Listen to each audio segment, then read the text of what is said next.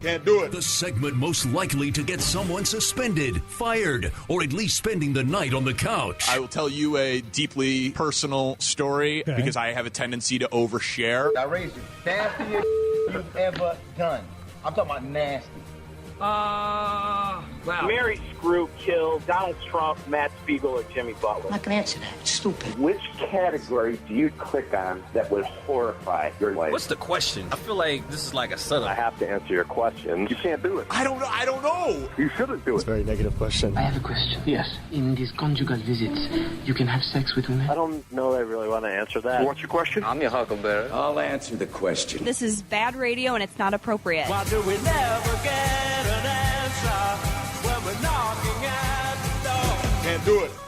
A special edition of Can't Do It with Matt Spiegel out today. He's back tomorrow. Pat Mannelly was nice enough to offer to host the 11 o'clock and 12 o'clock hour with me. And I said, no, but I could really use you for Can't Do It.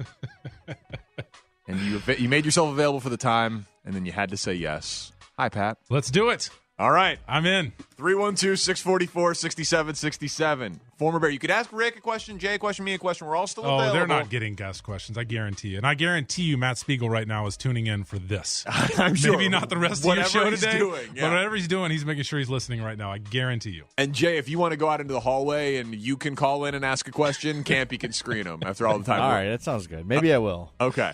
Let's get score prize packs on the line. You guys know the game, 312-644-6767. This is your chance to ask a bear whatever you want. Ben in Rockford, you're on with Pat Mannelly for Can't Do It. What's your question?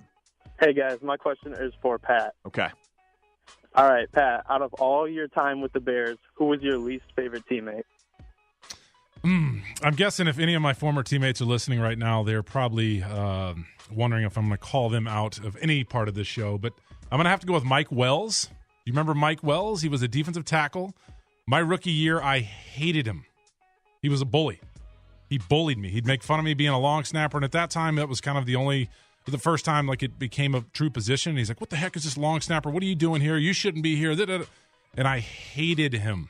But I'd come home and I complain to my wife all the time. And she'd be like, well, just do something about it. I'm like, he's 6'5", 330 pounds, big old meathead dude. So Mike Wells. I hated him. All right. You hate him. I hate him. Joe in Lombard, you're on with Pat Mannelly for Can't Do It. What's your question?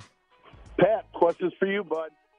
When you went out into the field on special teams, whether it be the punt team or the field goal team, they always say when you go into battle, you want to know you're with somebody you can trust in the trenches. Who was the least trustable person you ever went out with? Not dated, but went out to the field with? Lance Briggs. Who did not trust? Lance Briggs. He didn't want to be out there. Really? Yeah, we got a punt blocked against Green Bay. Wow! And it was I love. And Lance wanted to be a starting linebacker. He went on to have to me a Hall of Fame career, but he did not want to be on special teams. I was scared to have him out there. Really? He was our left guard or right guard. I can't remember which guard. And I kept telling Mike Sweatman, our special teams coach, we can't have him in there. He doesn't want to do this. And we gave up a punt block between him and I because we miscommunicated. Something happened on a twist. And we got a punt blocked. But, Lance, I love you, man. But I know you didn't want to be out there, but I didn't trust him. Wow, you did not trust Lance Briggs on No. special teams. Okay, that's great. 312-644-6767. Pat Mannelly in on Can't Do It. And you can tell he is answering questions so far. So get in, whatever you wanted to know. Jamie, you're on Can't Do It on the Spiegel and Parkins show. Who's your question for?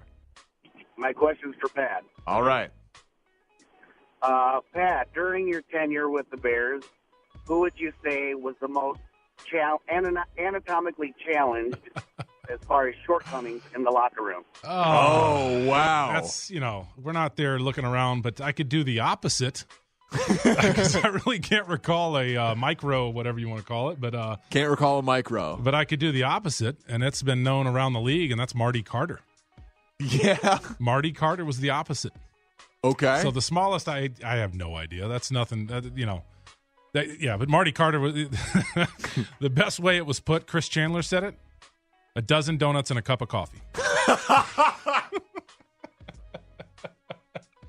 Oh my! Yeah, that's God. the way he was described, and he's been described that way around the league and other teams he's played for. Okay, I mean, I think Jamie gets a prize because he wasn't able to answer I can't do that one, but I give you the opposite one. Can't So do it's maybe he gets two prizes there: the answer of that question and a score or whatever prize pack you guys give away. Okay. Uh-huh. All right. So far, so good? Yeah, you're doing well. You're doing well. Jeff on the highway, you're on Can't Do It with Pat Mannelly on the Spiegel and Parkins show. Who's your question for? Oddly enough, I just passed a Dunkin' Donuts, man. I don't know if I can follow that one. Patrick, this question's for Patrick. Okay. All your years with the Bears, who's the one player, had you been given the opportunity, you would have liked to knock the crap out of? That's a great question. I can't I don't know. I liked everybody. There was nobody that really ticked me off.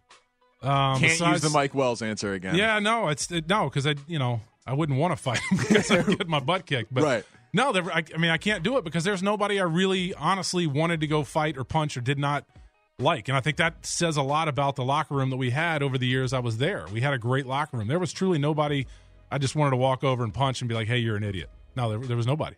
So that's a can't do it. I'm sorry. I know, bad answer. Sorry, Dad. All right. Mike in Grays Lake, who's your question for? You're on Can't Do It. Parkins, Parkins, but thank you, Mike. Go ahead. Yeah, sorry. Of the 7 major hosts, Molly and Hanley, Spiegel and Parkins, and Parkins. And Parkins. And yeah, okay. Sorry about that. It's okay. Me. Got it. Of the 7 major hosts. 7 major hosts, and include in that Lawrence. Yeah, of course. And I. Can you name one of those that's a conservative? I don't know the political leanings of the morning show, but I would think the 5 of us are liberal leaning for sure. I honestly don't know the leanings of the morning show hosts, to be perfectly honest. There are conservatives who work at the Score, though, but you asked for the 7 hosts. So, no, I cannot. Is the answer to your question is no, I cannot of the 7 major hosts, but I don't know the political leanings of the 2 morning hosts. Let's go to Terry in Oak Lawn. Terry, who's your question for? For Pat.